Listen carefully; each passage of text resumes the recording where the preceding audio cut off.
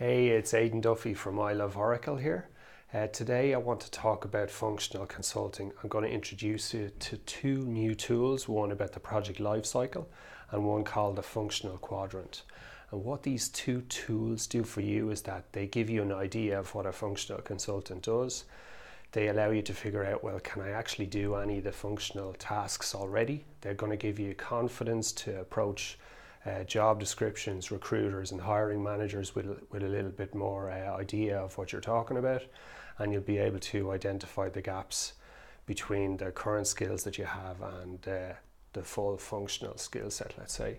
So what this is it's the project life cycle. So all e-business or cloud projects kind of follow this basic set of steps: objectives, requirements, design, build, test and transition. And what I recommend is, as a functional consultant, you try to build up to full functional skill set. That's 6 skills. So project starts with objectives, requirements, design, build, test and transition.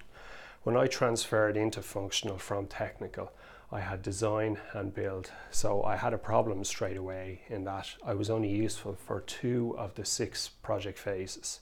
So if you can build up, add 2 more skills on, like requirements and test, and eventually get to 6 skills, then you become much more valuable to your client. You can stay longer on the project. You can develop a much better reputation for delivery, and that's why I really recommend for the full functional skill set.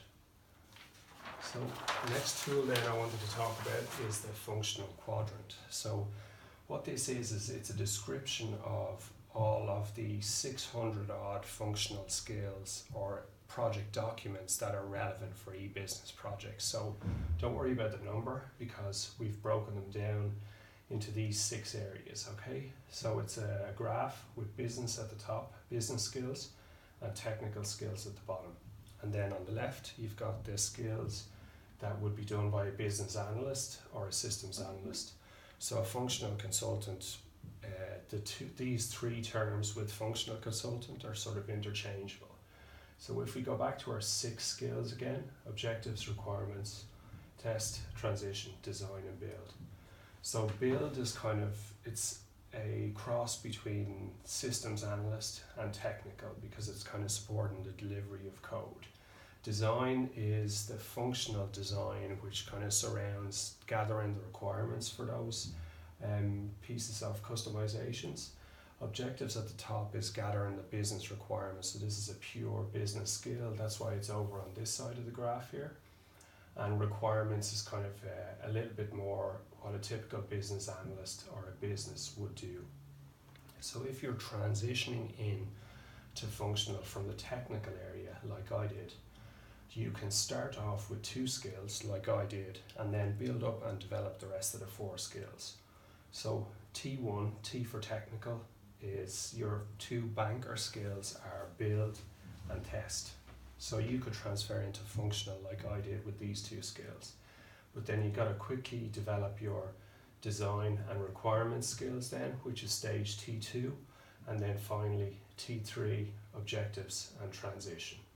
If you're coming in from the business, so you're coming from the user community, the first skills that you'll typically already have will be test and requirements.